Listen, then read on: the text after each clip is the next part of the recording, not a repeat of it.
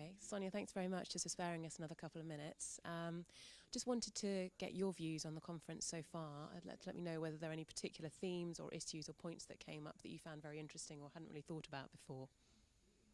I think it's been a very concrete and illuminating debate about the kinds of range of challenges that we're facing in relation to the internet, and I think we've tended to put a lot of things under the heading of safety or security, and we really begin to disaggregate what some of those problems are. And I guess I think more about children, so I've been thinking about content, contact, privacy, different kinds. And what I see the conference doing is really thinking how those are different kinds of problems that need different kinds of solutions, and different players can intervene to make to alleviate some of those problems. And others we still haven't agreed over. Content, I would say, is one of those, and the debate around pornography, that we really haven't quite agreed where is the problem and what kind of content is problematic and should be remedied. And I think that's a very useful point to get to. I'm glad you say that, because I think I've also found that.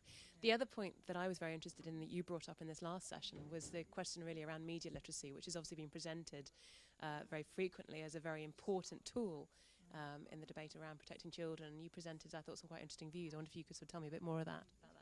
Well, what I was really trying to say is, of course, I believe in media literacy. I think there should be very significant resources invested into trying to raise and educate parents, children, teachers and so forth about the issues around changing technology and their risks. But I was very much concerned that media literacy is raised in the debate when people say it's difficult for industry, it's difficult for government, it's different for a whole set of stakeholders to deal with it. Therefore, we have to rely on parents. Therefore, we have to say, let's try and educate people. Because at that point, it becomes the last resort, and all the research we have on public information campaigns says these are expensive, flawed, unevenly distributed, unequally taken up, only temporary in effect. And so there is, if media literacy comes up as the last point of resort, there is no safety net. There is nothing to say, what do we do and how do we evaluate when it doesn't work, when some people don't get the message, when the message is out of date, how do we address those problems?